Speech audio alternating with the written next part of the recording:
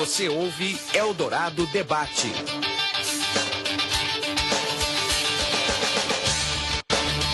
E daqui a pouco um assunto aqui no Eldorado Debate. Muita gente já viu corredores africanos disputarem a São Silvestre aqui em São Paulo com o pé no chão, descalço, né? E aí fica a questão, né? Até que ponto isso é saudável?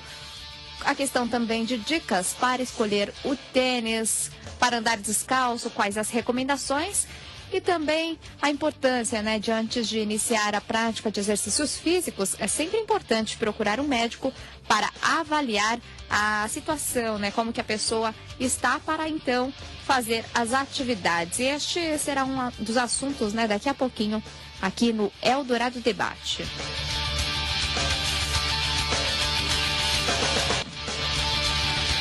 4h43. E usar ou não calçado para correr é um tema que vem sendo discutido dentro e fora do Brasil. Sair com os pés no chão parece ser tão natural que muita gente acha que não há nenhum problema em fazer isto. Muitos pacientes também perguntam nos consultórios: é mesmo melhor para a saúde andar descalço? E quem vai responder essa pergunta é o Dr. Fábio Ravaglia, ortopedista e presidente da ONG Ortopedia e Saúde. Dr. Fábio, tudo bem? Boa tarde, Renata. Boa tarde a todos os ouvintes da Rádio Eldorado. Tudo bem, obrigada pela participação. E é mesmo melhor para a saúde, doutor, andar descalço? Não, um tema muito controverso. Na verdade, a pessoa, quando a gente usa um tênis para correr, por exemplo, para caminhar, a gente naturalmente aterriza com o calcanhar, roda o pé e impulsiona com a ponta do pé. Quando a gente está descalço, isso é uma coisa natural. A gente geralmente, quando corre, a pessoa corre com a ponta dos pés. Eu acredito que é uma maneira de amortecer o choque, correr com a ponta dos pés. Obviamente, nós nascemos descalços, nós começamos a andar descalços. Porém, hoje em dia, com a evolução, eu acredito que nós não estamos preparados para voltar a andar descalço como a gente andava no começo dos tempos. Mas tem também a questão de quando a pessoa vai praticar uma atividade física, por exemplo, se é corrida, se é mais um alongamento, também depende do tipo de calçado, né, doutor? Sim, depende muito do calçado. Na verdade, sempre antes de uma atividade física, o ideal é fazer um aquecimento, fazer um alongamento, né? Porém, mesmo com calçado, hoje em dia a empresa de calçados tem 1.001 tipos de calçados, né? 1.001 tipos de variações de calçados, com absorção de choque, com tipos de preparados para pisadas diferentes dos pés, com barras de antitorção. Porém, mesmo assim, com esses tênis, a pessoa correndo muitas vezes tem problemas de unha preta, problemas de calos, calosidades, de bolhas, problemas de dores nas solas dos pés, de fasciite, problemas em geral, problemas de fraturas da fadiga, de estresse. E imagine se a pessoa for correr descalça com o pé não preparado, como hoje, eu acredito que a pessoa teria realmente problemas maiores ainda devido a não usar sapato. Apesar que existe uma moda, existem alguns calçados que seria como se fosse uma segunda pele, né? Calçados bem fininhos, tênis bem fininhos para corrida, com os dedos que parece andar descalço. E, doutor, como o senhor mencionou, né, a questão da maneira de pisar, o tipo de calçado, tudo isso acaba influenciando também, né, no funcionamento, quanto no formato dos nossos pés e também todo o nosso organismo, né?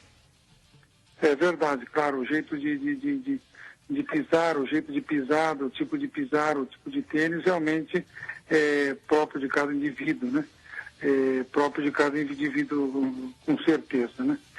O que existem pessoas que realmente, atletas, na África mesmo, eu mesmo quando criança vi muitos atletas correndo descalço, maratonas, conheci um célebre atleta que correu descalço até o Rio de Janeiro e voltou, porém ele sempre corria descalço, ele tem o pé preparado, né? Ele tinha calosidades que amorteciam, corria na ponta do pé. A musculatura que a gente usa para correr descalço, como apoia na ponta do pé, é toda a musculatura da frente, então é outra musculatura envolvida, não que a gente costuma correr e andar normalmente. Então a pessoa teria que preparar-se primeiro, né?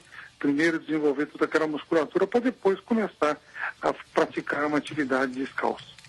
E, doutor, eu queria que o senhor comentasse também aquela pessoa que trabalha muito tempo usando sapatos, geralmente essa pessoa às vezes reclama de dores também nas pernas. Seria o próprio calçado que não é apropriado? Quando é sapato social, também tem que ter esse cuidado na hora da compra?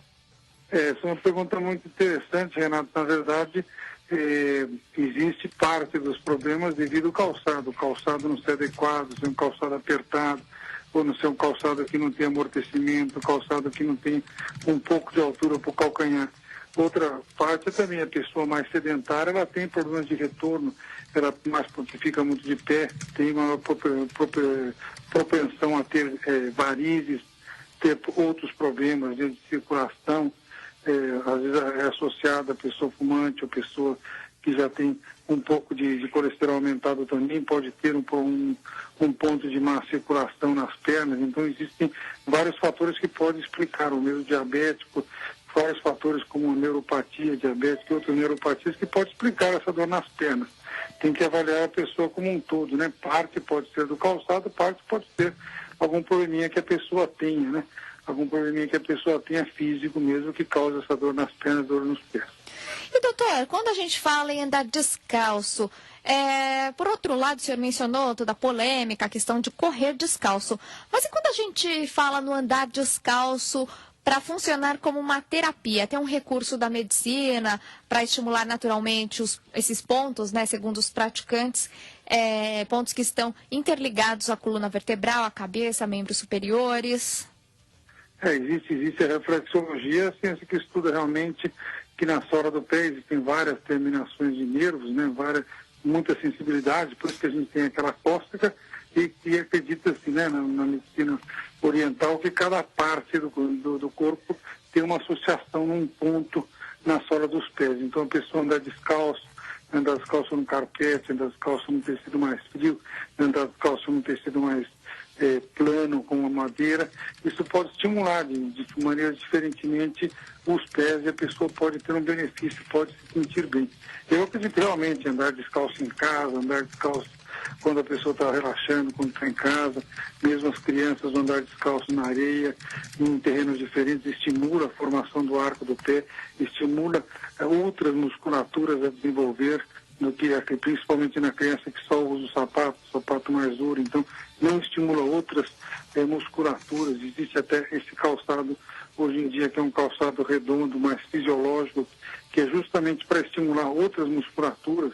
Hoje em dia vem sendo vendido como um sapato para emagrecer, mas na verdade ele estimula outras musculaturas, a nádega, a coxa, a parte de trás da perna, a parte da frente da perna, a parte da frente da coxa, do pé. Então ela estimula outras musculaturas, então com isso aí a pessoa pode realmente ter benefício assim corpóreo e também benefício de pensamento, benefício também emocional também. E, doutora, eu queria que o senhor reforçasse, então, no caso, a gente falou a questão de sapato, tênis, mas reforçasse quais são as dicas para quem quer escolher um tênis, né, adequado à caminhada, para trabalho, atividade esportiva também, mais forte como a questão da corrida. Sim, o tênis, o ideal sempre quando a pessoa for comprar um tênis, ir no fim do dia com o pé mais inchado, com o pé, usar a meia que ele vai usar para correr, para caminhar, e sempre pensar, deixar um centímetrozinho na frente dos dedos, para evitar que comprima a unha, que não tenha problemas de unha, problemas de calosidade, unha escura. Ele deve calçar os dois sapatos, porque o pé com envelhecimento ele aumenta e um pé é diferente do outro. Então deve caminhar na loja, fazer tipo um test drive e sempre ir pelo tênis maior. O casamento entre o sapato e o pé é na hora, não existe namoro. O ideal é se a pessoa se sentir bem com o sapato, daí leva. Se não sentir bem, o ideal é comprar outro sapato.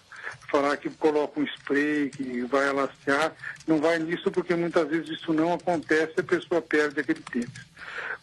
Existem alguns tipos diferentes de pisada. Existem pessoas que pisam para dentro, pessoas que pisam para fora, pessoas que pisam retinho.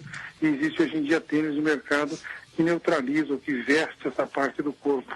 Quando a pessoa pisa com uma sandália de dedo, por exemplo, que o pé cai para fora, assim, que pisa no chão, existem tênis que tem um pouco mais de corpo do tênis que veste essa parte do pé e a pessoa se sente melhor. Então deve saber o tipo de pisada que a pessoa tem, comprar um tênis mais próprio para o tipo de pisada, pessoas que têm um calcanhar mais em valgo, mas em X, existem amortecimentos especiais que neutralizam esse problema e a pessoa vai evitar problemas de torções, de durante a corrida, durante o esporte.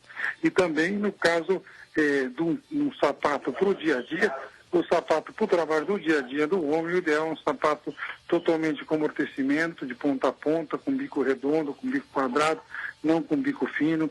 O couro muito fino dá muito impacto, transmite muito impacto, principalmente as pessoas que andam nas calçadas de São Paulo, que andam na rua, que tem que caminhar muito, um advogado, por exemplo, no centro da cidade.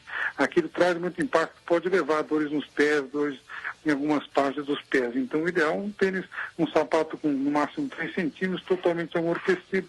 E para as mulheres, o ideal também é esse sapato. É muito difícil convencer as mulheres a usar esse sapato, porém, esse é o sapato melhor para a saúde dos pés. E até aquela questão, né, doutor? Porque às vezes você, igual o senhor mencionou, né, quando a pessoa anda um pouquinho torto e tal, e às vezes você usa o par da esquerda e o da direita. E às vezes dá para perceber que, de repente, o da direita gastou mais, o solado, né, que o da esquerda, tem isso também, né? Tem muito. Existe, além disso, como você falou muito bem, existe diferença entre um pé e o outro. Todo mundo vê, um sapato é mais folgado que o outro. E também gasta. O gastar no lado de fora e atrás é normal, todo mundo gasta na pisada, mas às vezes o pé é um pouquinho diferente do outro. Cai mais para dentro, cai mais para fora, é um pouquinho diferente. Então o sapato gasta mais do que o outro. Às vezes o pé também cai, no envelhecer pode formar queda do arco, então pode formar outros tipos de calosidade, outros tipos de deformidade, como joanete, um pé mais proeminente que o outro. Então, na hora da escolha de um sapato, o ideal realmente é vestir e se sentir bem com aquele sapato, leva o sapato. Se achar que está muito apertado, que está pegando, é melhor não comprar aquele sapato. O casamento, como eu falei, não tem namoro, não tem noivado. É na hora, veste, faz um test drive, se estiver se sentindo bem, escolhe aquele sapato, que aquele sapato é o ideal. Existem pés mais largos, mais finos, mais médios, então também o sapato tem que obedecer isso aí. Não pode ser muito estreito para um pé mais largo, que não vai dar certo, né? E doutor, quando a gente fala também a questão de que algumas pessoas falam sobre suor excessivo nos pés, isso tem relação com o calçado, a forma de andar, ou é o próprio organismo da pessoa? É mais o organismo da pessoa. Obviamente o sapato também, como você bem lembrou, Renato, o ideal é comprar um sapato que transpire, né, que respire, que tenha porosidades próprias, que possa transpirar e respirar para não acumular muito líquido lá. E todo mundo transpira, tem algumas pessoas que fisiologicamente, por algum motivo, transpiram mais nos pés. O ideal também é a pessoa não usar o mesmo sapato todo dia, usar dia sim, dia não, um dia de descanso, um dia de uso, para que o sapato seque, para que o sapato ele seque sempre um sapato mais velho, um sapato mais novo, que assim ele vai laceando mais o novo, vai usando mais o novo, pegando a forma do pé e o outro. Então ele vai alternando, principalmente as pessoas que estão muito nos pés. Está certo, eu conversei com o ortopedista e presidente da ONG Ortopedia e Saúde, Fábio Ravaglia. Doutor, obrigada pela entrevista e até uma próxima. Eu que agradeço. Muito obrigado pelo convite.